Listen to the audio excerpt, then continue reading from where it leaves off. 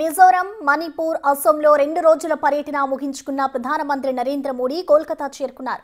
ఆయనకు భారతీయ జనతా పార్టీ కార్యకర్తలు స్వాగతం పలికారు. కోల్కతాలో 2 రోజుల పాటు జరగనున్న 16వ కంబైన్డ్ కమాండర్స్ కాన్ఫరెన్స్ 2025ను ప్రధాని మోడీ ప్రారంభించనున్నారు. వచ్చే ఏడాదిలో ఎన్నికలు జరగనున్న పశ్చిమ బెంగాల్కు ప్రధాని మోడీ రావడం నెల వ్యవధిలో ఇది రెండోసారి. ఆగస్టు 22న కోల్కతాకు వచ్చిన ఆయన పలు అభివృద్ధి ప్రాజెక్టులకు శ్రీకారం చుట్టారు.